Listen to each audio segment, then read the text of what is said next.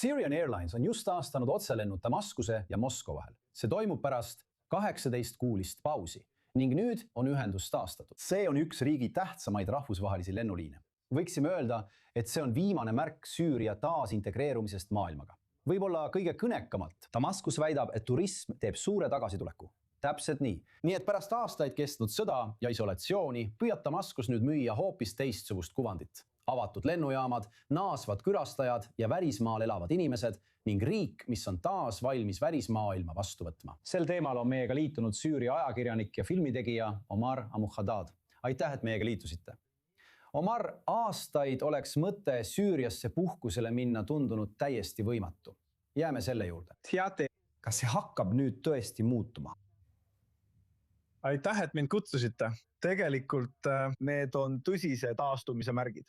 Ma mõtlen, kas need, kes tagasi tulevad, on paguluses olnud süürlased või turistid, kes tahavad Süüriat kogeda. Te ju teate, et enne sõda Süüria oli tegelikult üks maailma suurimaid turismi sihtkohti. Ja jah, see on seotud sisemiste valitsuse tegevustega koha peal, et kiirendada infrastruktuuri taastamist. Viimastel nädalatel avati tegelikult Terstori rahvusvaheline lennujaam, et ühendada Süüria idapoolne piirkond ülejäänud riigiga.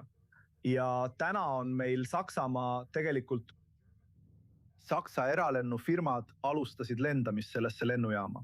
Samuti alustas Aleppo rahvusvaheline lennujaam oma tegevust, hakates vastu võtma lennufirmasid Türgist ja teistest sihtkohtadest. Ja samuti Damaskuse rahvusvaheline lennujaam. Jah, need on selged märgid, et Süüria taastub ja tõuseb taas jalule. Ja peagi võime näha, kuidas Süüria astub taas maailma areenile kui suur turismi sihtkoht, kuhu inimesed tulevad Süüriat kogema.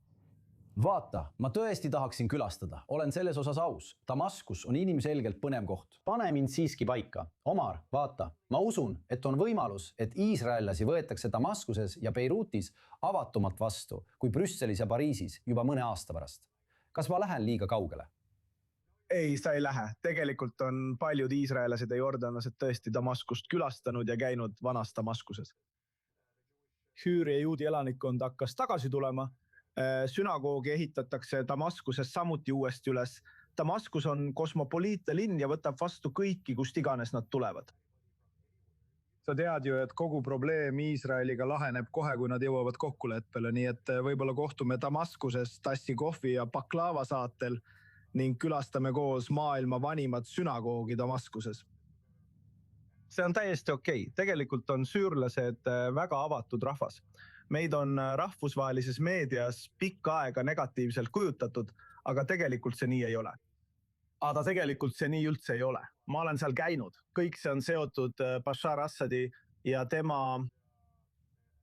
teate küll, tema tegude ja korraldustega Süüria rahva vastu ning opositsiooni demoniseerimisega juba pikka aega, saates rahvusvahelisele kogukonnale halbu või negatiivseid signaale, et nad hoiaksid neist inimestest eemale. Need on halvad inimesed, mida nad tegelikult ei ole. Nii et jah, ma usun, et üsna varsti võid sa kõndida Damaskuse tänavatel, teha selfisid ja öelda, hei kutid, ma olen siin. Noh, mulle ei meeldi eriti selfisid teha, aga hei, külastus võiks olla plaanis, võiks olla päevakorras. Vaata, sellised lood nagu see. Kas see tekitab kõlapinda? Tead, kas Süürias on mingi lumevalli efekt? Kas inimesed panevad seda tähele? Teisisõnu, tead, riik tunneb, et see avaneb. Kas see aitab muutusele kaasa? Ma mõtlen, kas see lisab mingil moel positiivset hoogu sellele, mida Damaskus praegu üritab teha? Muidugi. Ma mõtlen, vaata, asi on selles. Tänane Süüria on teistsugune. See ei ole enam see sama Süüria. Ma mõtlen, need, kes nüüd võimu üle võtavad, on Süüria opositsioonigrupid, liberaalid. Need, kes võitlesid 14 aastat, et Süüria tagasi õigele teele saada. Ma mõtlen, jah, sul on palju uusi ideid esile kerkimas. Süüria on väga mitmekesine ühiskond. Sul ei ole ainult üht kindlat mõttelaadi, nagu mõned inimesed võivad arvata. Ma mõtlen, sa oleksid üllatunud, kui jalutaksid Damaskuse vanadel tänavatel ja näeksid ise kirikut mošee kõrval, sünagoogi kõrval. Ma mõtlen, seal on inimesi, kes ei usu, seal on igasuguseid ideid. Nii et jah, on raske lihtsalt öelda, et ma tean, milline Süüria välja näeb. Ei, sa pead ise sinna minema vaata ise ja sa oled üllatunud. Ja kõik, kellega me eelmisel kuul Süürias oma reisi jooksul rääkisin, iga välismaalane, ainus mulje, mis ma temalt sain, oli see, et püha taevas, see ei ole see, mida ma ootasin. See kõlab nagu positiivne reaktsioon, sest muidugi, nagu me siin Iisraelis teame, see, mida rahvusvaheliselt kujutatakse, ei esinda alati seda, mis riigis sees toimub. Nii et silmi avab vestlus. Omar, aitäh, et olid meiega sellel teemal. Pole tänu väärt, loomulikult. Nüüd toome selle tõsise loo siia stuudiosse tagasi koos Jonathan Cordridge'osega ja ilmselgelt Jonathan samal ajal kui Süüria püüab end esitada kui suur reformide taasavamise ja normaliseerumise keskus. Ma arvan, et Iisrael on selle Damaskuse režiimi suhtes õigustatult ettevaatlik. Kas selline majanduslik taastumine, turism, kuidas seda vaadatakse Iisraeli julgeoleku vaatenurgas? Ma mõtlen, et me tegeleme siin piiridel karmide reaalsustega. Jah, ma mõtlen, et ma tervitan seda ja ma loodaksin, et Süüria rahvas oleks jõukas ja et neil oleks võimalik ehitada oma riigile majandus ja tulevik Süüria põgenike jaoks, kes on olnud Euroopas miljonite kaupa, et neil oleks võimalik oma kodudesse tagasi minna. Võib-olla see stabiliseerib Euroopat natuke islamiseerumise mõttes ja võib-olla toob andekad inimesed tagasi Süüriasse, kui nad seda soovivad. Iisraeli vaatenurgast, kui me selle reaalsusesse toome. Süüria võimul olev režiim on seni, kuni pole tõestatud vastupidist, ikkagi džihadistlik režiim.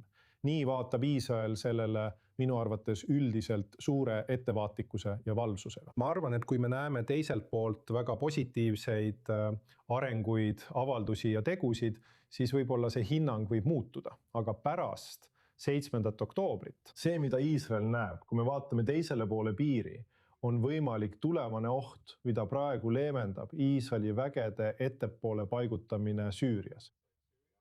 Ma arvan, et Iisrael on ulatanud oma käe julgeoleku läbirääkimisteks. Et sellest diplomaatilisest lähenemisest on Iisraeli poolelt piisanud? Jah, ma arvan, et Iisrael on endiselt suhteliselt konservatiivne, kui asi puudutab igasuguseid kokkuleppeid Al-Jalani või režiimiga tema tausta tõttu ja sellepärast, et me pole veel kuulnud teda ütlemas, ma loobun džihadist ja minu eesmärk ei ole marssida Jeruusalemma ega võtta midagi jõuga. Kui see juhtub, siis võib-olla Iisrael muudab oma hoiakut. Jonathan Enriquez, me vabastame sind. Aitäh, et meiega liitusid!